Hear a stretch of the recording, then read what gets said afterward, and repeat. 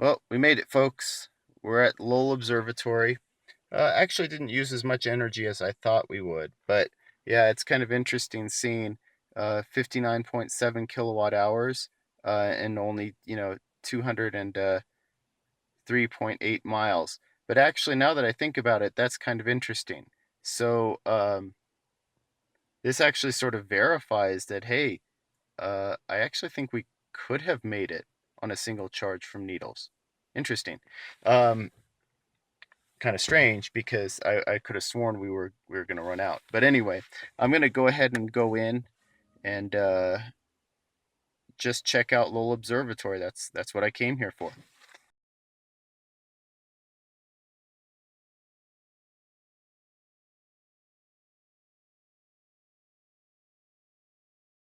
So yeah, I've been relaxing in my room for a few hours.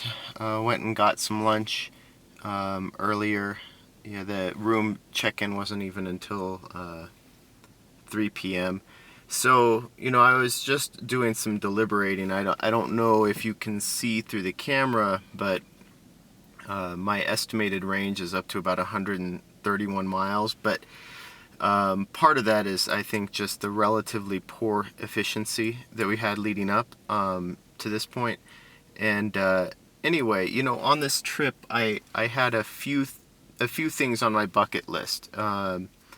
One of them, of course, was to one of them was to hike the Grand Canyon, at least a portion of it, which I think I'll do early in the morning tomorrow. And then the other, I wanted to go to Flagstaff, and I wanted to go out to Winslow, and it looks like, just based on being about 2 hours behind when I left, had I left about 2 hours earlier and not getting caught in that really bad traffic exchange, I could have done the Winslow thing too, but I would have just been maybe getting there now, and as you can see, it's starting to get dark, so I didn't.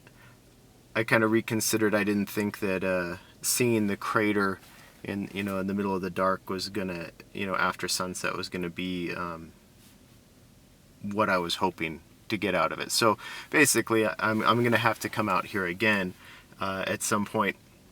But the other thing is, in Flagstaff, I wanted to visit Lowell Observatory. Now, they're open until 10 p.m. tonight. Unfortunately, Lowell Observatory doesn't have any car chargers that I know of. But there is one situated in the city. Actually, there are a few of them. So I might charge while I'm there, maybe not. It's going to take me about 40 minutes to get out there. But the main thing that I want to do is I want to make sure that I'm back in time to fully charge, so that I can leave early in the morning and hike the Grand Canyon. And I need to also figure out, just in terms of heading back, where I can charge along the way, because, like I said, I'm kind of upset by the attitude that I encountered at places that had previously had chargers, or at places where supposedly chargers were going to be installed and apparently aren't going to be. So anyway, I'm not going to let that sort of negativity get me down. I'm going to at least do two things that I came to do, which is, visit the Grand Canyon and visit Lowell Observatory. Like I said, I'll be able to do some of the other stuff later. And actually, I don't mind visiting Lowell Observatory after sunset, because I kind of wanted to go up there at nighttime, and they're open till 10 p.m., so this will give me at least 3 or 4 hours out there. But anyway, yeah, so I'm going to go ahead and turn off the charge for now, and I should have more than enough to make it out there and back again. So, and then be able to hopefully maybe get up by about 4 in the morning to go up to the Grand Canyon. That will give me a lot more options coming home tomorrow, or heading home tomorrow. So, okay. And the other cool thing is, I I actually get to park next to the Clipper Creek next time. Not that there are any Teslas here to block out, but I also need to maybe mark this spot so we don't have any more icing going on.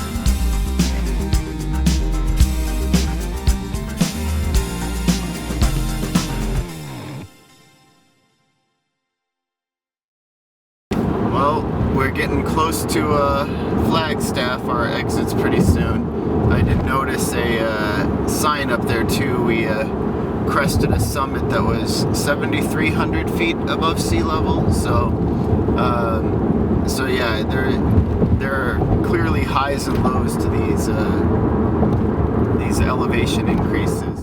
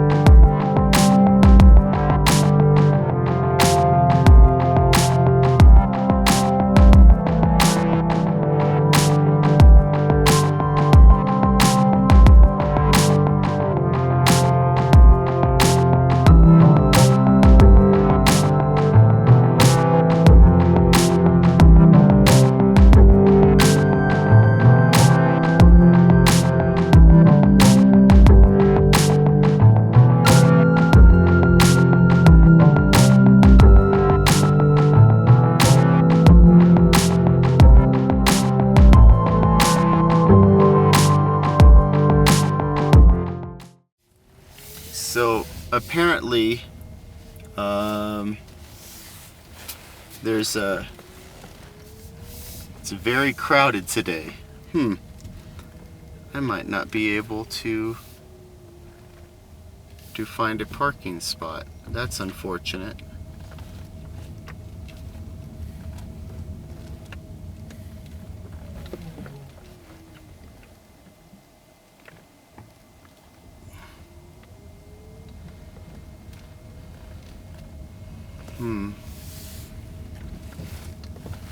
Some of this I don't know if it's a parking spot, but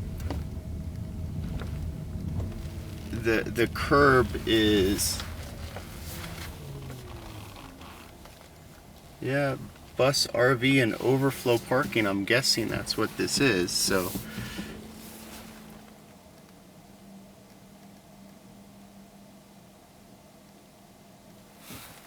Oh, okay. So there's a thing that's indicating that there's no late parking, so I'm going to assume that this is parking. All right. Well, that was cool, and it's getting cool. You know, something appropriate about seeing a globular cluster driving up in a nightfall. Sorry, literary reference. Anyway, yeah, I need to get charging soon, I think, because if I'm going to try and leave by 4 in the morning to get up to the Grand Canyon, yeah, it'll take a little bit of doing, and then of course I still need to map out how I'm going to exactly get home on Sunday. So just figuring it out. Something will work out. All right. Okay, so I'm still in Flagstaff. I just wanted to do a quick test. There's a GE station here, and a couple of Tesla destination chargers. If I understand PlugShare correctly, it doesn't require an activation. So I don't know if it's just for guests or they also have a restaurant here as well. So I more just want to see whether it's working, and if the restaurant is open, I'll grab something to eat. So my understanding is it doesn't require activation, but yep.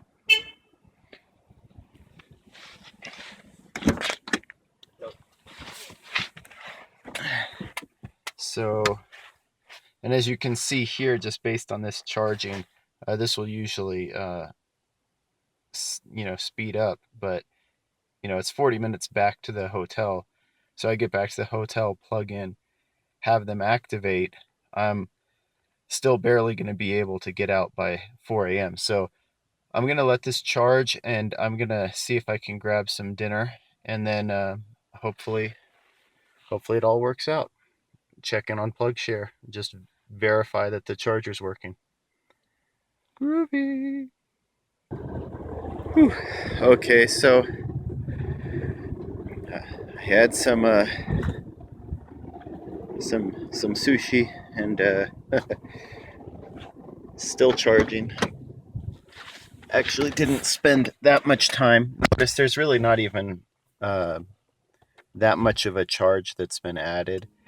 But some people refer to something called the ABCs of electric vehicles, and it's called always be charging. Now the thing is, yes, I'll keep my eyes on the road.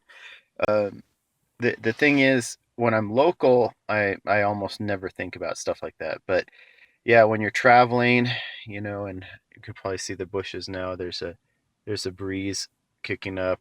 The temperature's dropping down to 44 degrees. Yeah, it's important to always be charging. So I wanted to make sure I got a bit of a charge while I was here, and then I'm gonna head back to the hotel. Hopefully that will go without a hitch, and I'll be ready to leave tomorrow morning by about 4:30 in the morning, which I guess does mean I'm gonna miss the hotel motel breakfast. Whatever. Anyway, experiment conducted.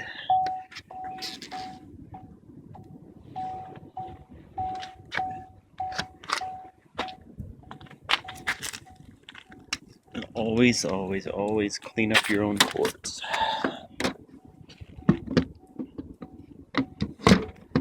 Not sure I'm a fan of this GE format, but at least you know where to put the charge port. Alright, I'm gonna load in the directions and head to the apartment. Getting chilly. Well, we're back, and yeah, it's about 10 degrees warmer than when I left Flagstaff. Flagstaff was down to like 36 degrees, so it also kind of explains some of the poor efficiency. So the orange light, and actually, so looks like it just automatically charges, so that's good to know. Yep. So I think maybe what she thought is she had to turn on the charger. So now this says it's not going to be ready till 5 a.m. That's a little later than I wanted, but you know, I'll live with it. And who knows? The way I'm feeling right now, maybe I'll stick around long enough for breakfast before I head up to the Grand Canyon. So as you can see by the sun coming out, I'm a bit late, and Raven's getting into trash, but car's fully charged, and actually I'm fine with this. This will give a little bit better view while I'm driving up, and I'm not going to be able to hike too much because my toe is either broken or sprained. And oh, a leaf. Oh, never mind, not a leaf. Sorry. I'm just kidding. But yeah, so no Teslas decided to show up. It was an interesting thought actually coming back last night from Lowell Observatory, because I had the thought, what if I come back and the charging stalls are taken? So there are two things, right? It could be iced, which frankly I think is more likely because they don't put signage or anything else. And the other thing is, what if I show up and there's a J1772 vehicle, so basically another Bolt EV, or you know, any of the other Honda Ioniq, i3, because I don't have the J adapter right now, so I can't use these. And I mean, there's even the possibility that there could be 3 Teslas, right? So I was thinking about all of that because I guess it is sort of a form of charger anxiety, but I think more right now, I feel like we're spoiled. I've noticed that with the DC fast charging network, people don't trust it enough to travel. I do. So what it affords me is free and open access most of the time to the DC fast chargers, and you know, the I think the destination chargers are the same way, because with Model 3s coming out, and you know, hopefully they actually do hit their production marks with Bolt EVs hitting record sales. Hopefully Nissan can get their act together and get a 200-mile Leaf, and you know, maybe longer range i3s, Hyundai Ioniq EVs, the other EVs that GM's going to be releasing. 3 chargers for a full-size hotel motel, not gonna cut it, especially up here where it's such a long drive just to get out here. Everything's spread far apart. You know, it could easily be snowing here. You could check PlugShare. I'll put like a link to this site in the video. You could check PlugShare. They're going to be, you know, there's a picture of a Volt parked here with snow on the ground. So the conditions that you see up here, the speeds you're driving, the distance, everything is apart. Even Teslas, you know, I was reading an account from someone with a Model S 60, and they nearly ran out of juice and had to stop at a camper spot because they didn't have enough range to make it from supercharger to supercharger. So yeah, places like this, destination chargers are key. So anyway, I'm not going to waste any more time. I'm going to head up to the Grand Canyon. Apparently traffic can be pretty bad, and the last thing I need now is a complete and utter slowdown. So alright guys, we're heading out.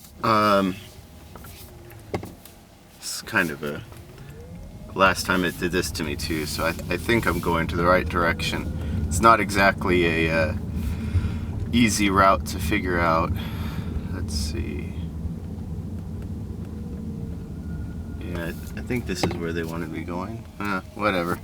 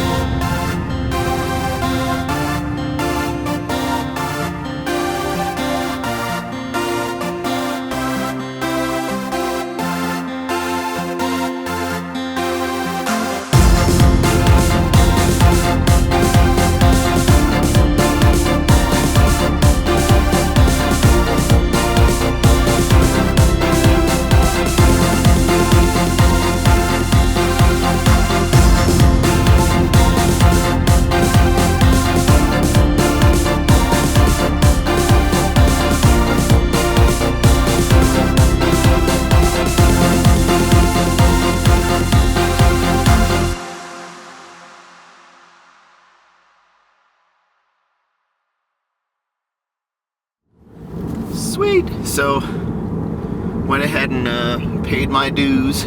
Apparently, the pass is good for 7 days, so that's good to know. So I don't know, whenever I get a actual 7-day vacation, I can come back and I can just a $30 pass will be good. And I never mind actually paying a little bit more, like I said, for the National Park Services. It employs a lot of people. It tries to is that a pig with antlers? It tries to protect a lot of our wilderness and a lot of our our national monuments and things like that. So I never mind paying extra. Like I said, even it happened with Zion too. I was sick on a short weekend, so I really only had about 4 or 5 hours to hike, and then maybe another couple hours just to sort of enjoy the scenery. Same is going to be true here. I kind of want to check out the park. I got a whole lot of swag. Some Grand Canyon pocket maps, things like that. So I'll be able to see what I like and what I don't like while I'm here. And so when I come back in an electric vehicle, I'll have a better idea of what I want to do, what I want to see.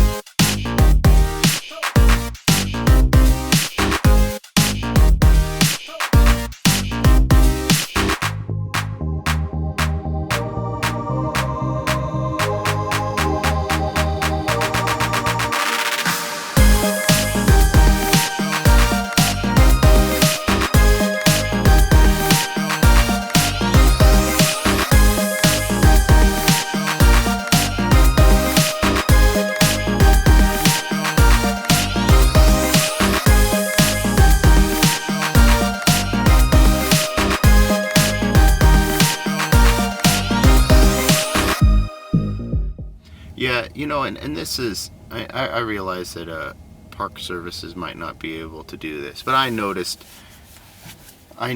the solar panels on those buildings. They could definitely put in electric vehicle chargers at a location like this, and especially the Grand Canyon. You're talking about a location where people are going to spend hours and hours and hours. There's no reason not to have level 2 charging, because people, like, even a large battery vehicle on, say, a basic 40 amp level 2 charger will be mostly recharged by the time someone has enough time to actually enjoy the park. So all right, so Grand Canyon is another 15-16 kilowatt hours of energy away from Williams. So I'm gonna see if I can get a good view of the canyon. I don't see it here. Where is it? Where is it? All right. Anyway, I'm gonna go hike around for a bit, enjoy a nice brisk 46-degree temperatures, and then try and head out in a timely manner so I can actually get back to work on time and not get fired. Somewhat of a plan. Yeah, so this is where an electric vehicle can take you still. It's good to know. By the way, you can probably hear the wind whipping up. It's actually a lot more powerful than I thought it was. So I'm probably going to expend a lot more energy getting back down the hill than I thought. So we'll see. Still, it's beautiful here. So Yeah, it's gorgeous.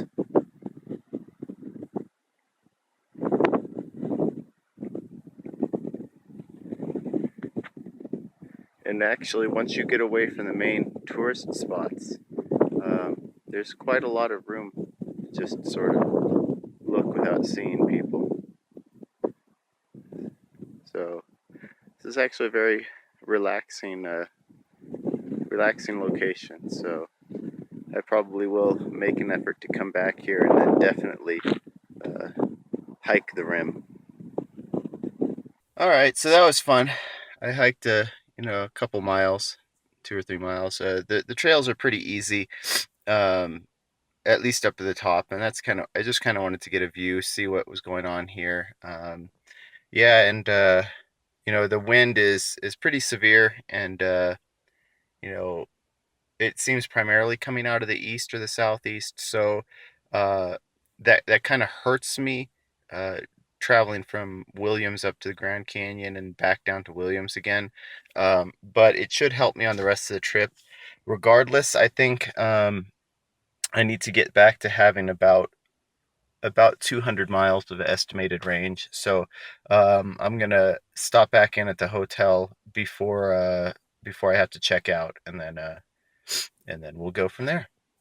Okay, so looks like I might also be running a little low on memory with all the filming I've been doing. So yeah, I might have to keep these clips a little bit short.